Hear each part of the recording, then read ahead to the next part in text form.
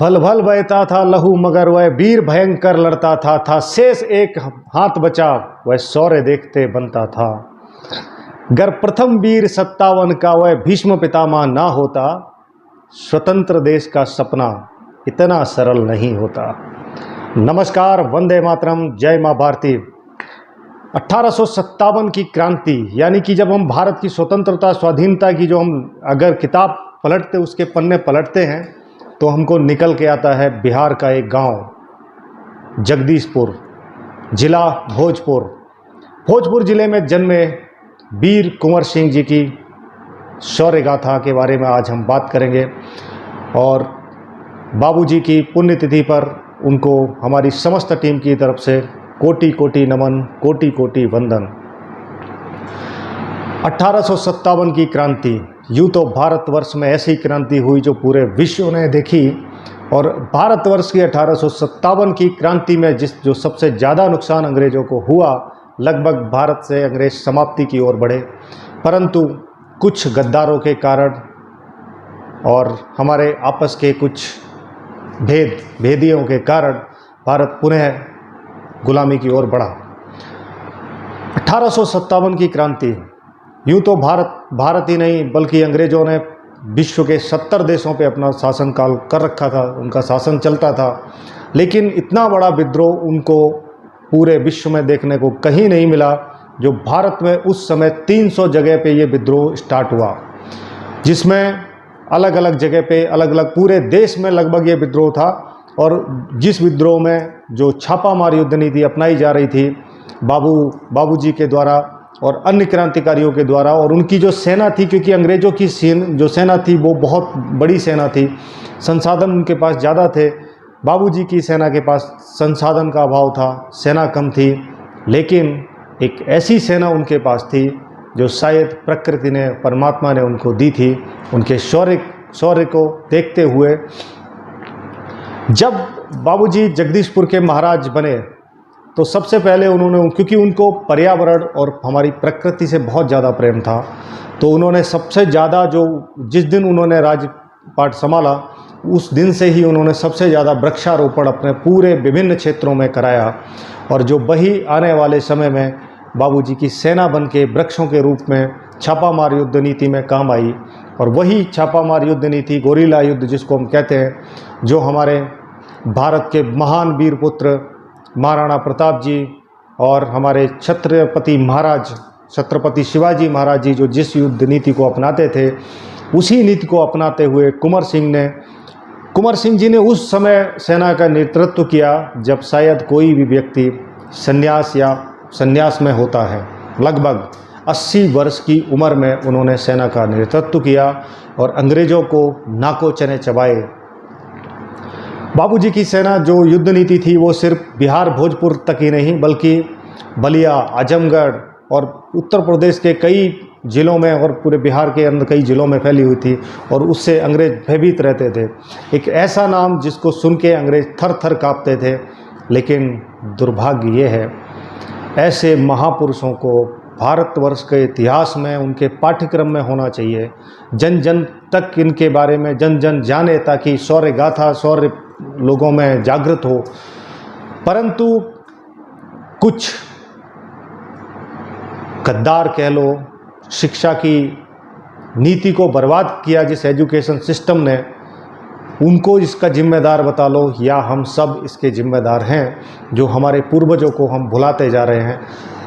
ऐसे कोई एक कुंवर सिंह जी नहीं, ज्ञात अज्ञात नाम अनाम हजारों लाखों बलिदानियों ने जो बलिदान दिया, उन सभी को मैं कोटि कोटि नमन करता हूँ, सत सत नमन करता हूँ उनको।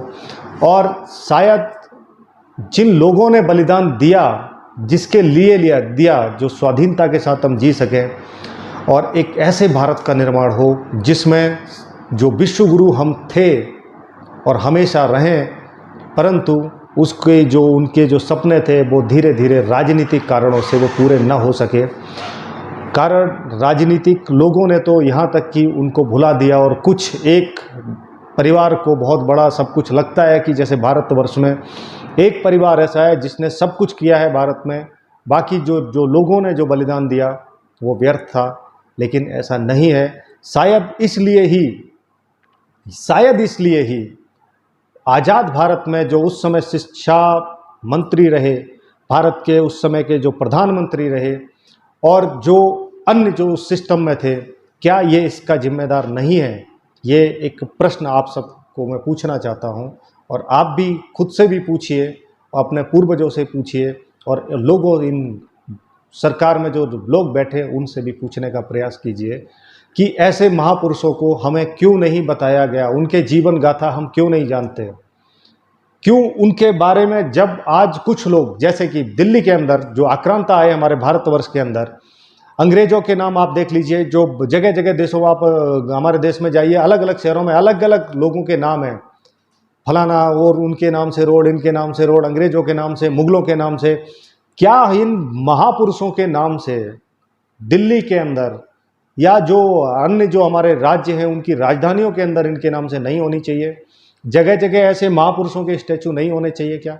होने चाहिए, ताकि उनको देख के हम कम से कम ये जानने की कोशिश करते हैं कि ये कौन थे हमारे पूर्वज, इनका स्टैचू यहाँ क्यों लगा है, इनको क्या है, आखिर इन्होंने ऐसा क्या किया। तो जब इच्छा और शक्ति बढ़ेगी तो वह व्यक्ति जानेगा, और जानेगा तो हमारे देश में क्या हुआ उनके बारे में उनको पता होना चाहिए।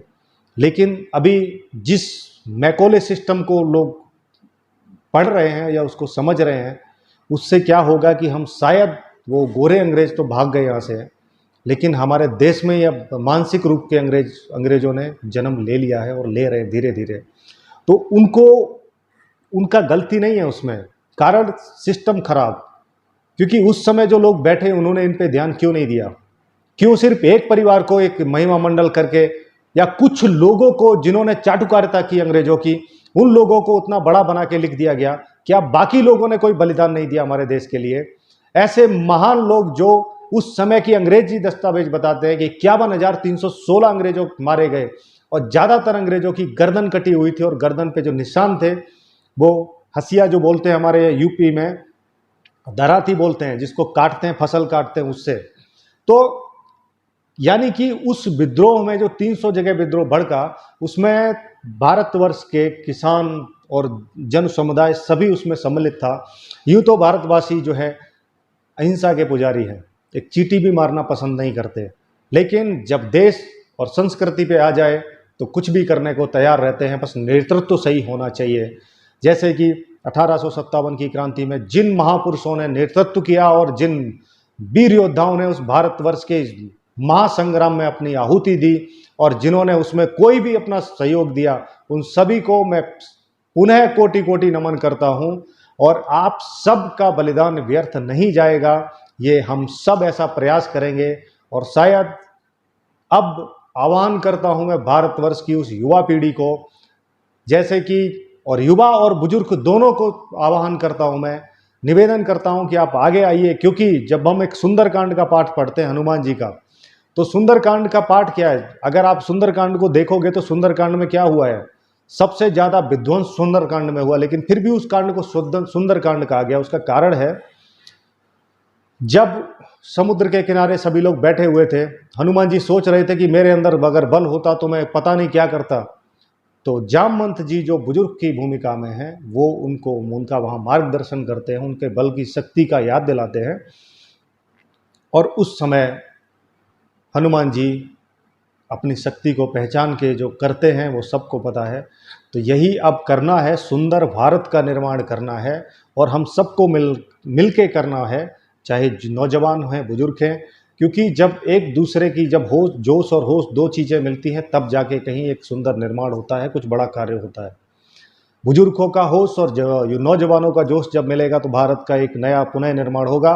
और इसी आह्वान में ऐसा करता हूं और निवेदन करता हूं सभी बुजुर्गों से भारतवर्ष के, और उन सभी अपने भाइयों से ज़्यादा हमारे महापुरुष जो क्रांति की राह पे चले और जिनका बलिदान हुआ, उनके सपने पूर्ण नहीं हुए, उन सबको के सपनों को हम सबको मिलके पूरा करना है। और इसके लिए मैंने बाबूजी का अभी जो बताया, सिर्फ नाम लिया, आगे की मैंने इसलिए आपको उनकी तिथियां वगैरह नहीं बताई, क्योंकि ये जानना आपका भी अधिकार है, हमारा भी है। और आप इसको गूगल बाबा पे सर्च कीजिए, क्योंकि जानने की इच्छा शक्ति जब बढ़ाओगे तो शायद सुनने में भी अच्छा लगेगा और हमारे गौरव जो भारत की संस्कृति है उसको, उसकी भव्यता पे आपको गर्व होगा। और ये जो नई नई बात करूँगा, छोड़िए।